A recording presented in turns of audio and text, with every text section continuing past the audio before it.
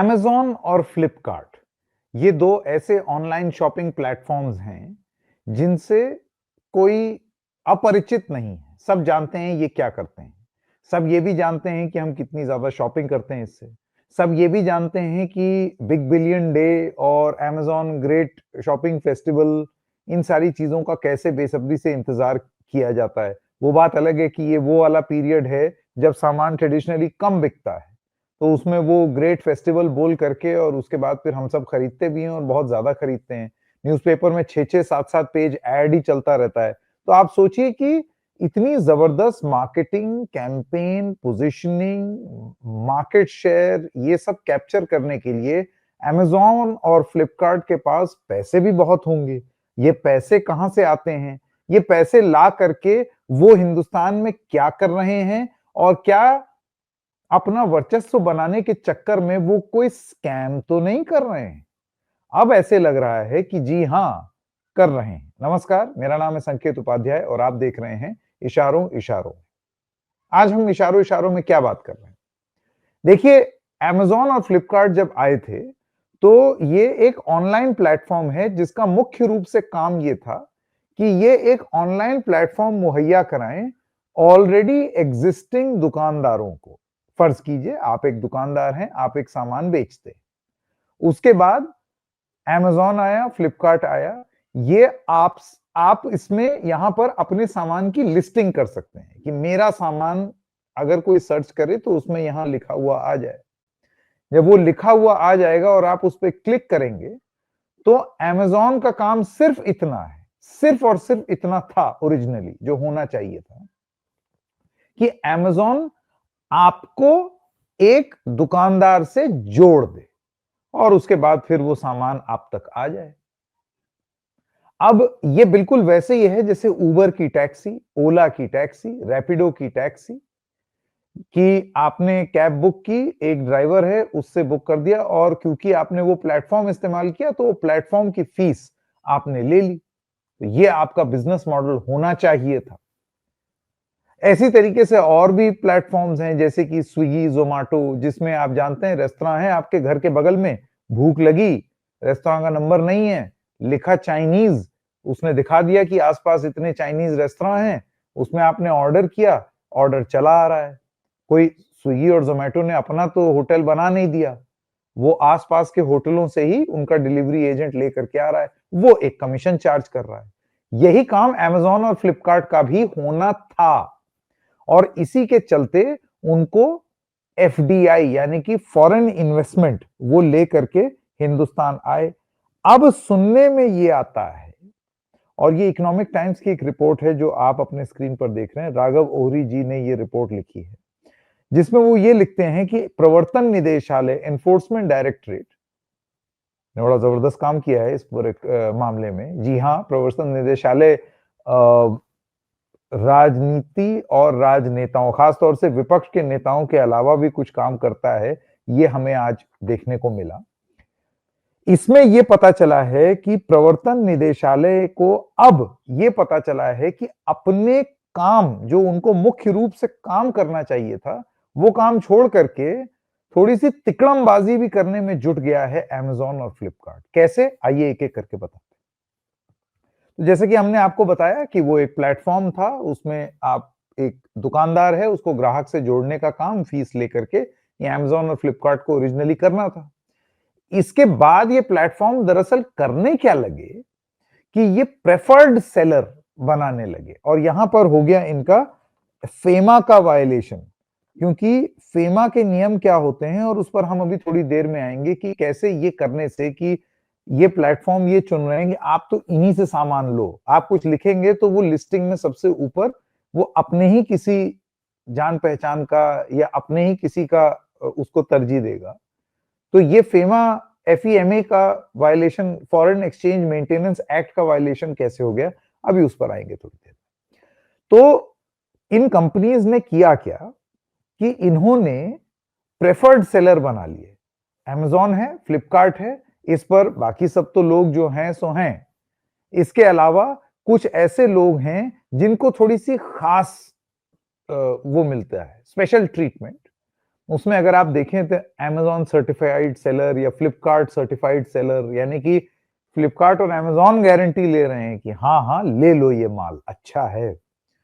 आप ये सोचते हैं कि भाई इसकी गुणवत्ता तो ये Amazon और फ्लिपकार्ट वाले ही कह रहे हैं, तो जाहिर सी बात है कुछ अच्छा होगा, ले लेते हैं।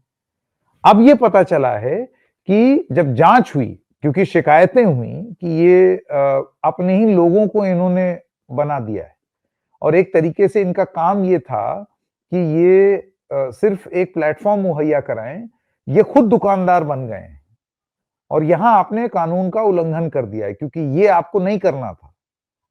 और ईडी ने जब इसकी जांच शुरू की तो इस रिपोर्ट में, राघव ओरी जी की रिपोर्ट में एक बड़ी इंटरेस्टिंग चीज लिखी हुई है। एक ईडी के प्रवर्तन निदेशालय के एक अफसर उनको बताते हैं कि हम एक सेलर, जो स्पेशल सेलर है, खास सेलर, जिसको ऐसे लिखता है ना Amazon या फ्लिपकार्ट नीचे की ये हमारे सर्टिफाइड हैं, इनसे ले लो, इनका सामान ठीक है।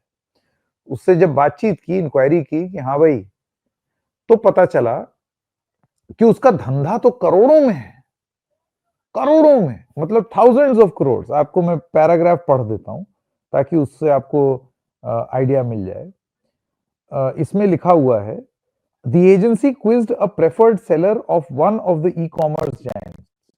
It was revealed that while the seller's annual turnover ran into few thousands of crores, कई हजार करोड़ का टर्नओवर है, अब सुनिए, his annual profit was only 20 lakhs.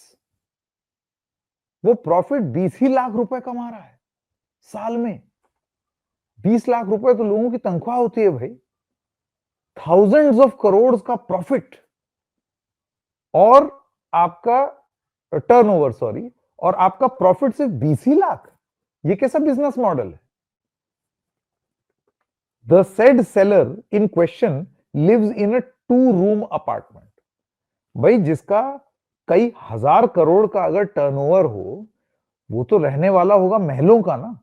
Agency ने ये पाया कि ये किस तरीके का आदमी है जो कई हजार करोड़ का टर्नओवर कर रहा है, इसकी कंपनी Amazon और फ्लिपकार्ट पर, लेकिन इसका प्रॉफिट 20 लाख रुपए आ रहा है और ये 2 कमरे के मकान में रहता है। यही हासिल कर पाए।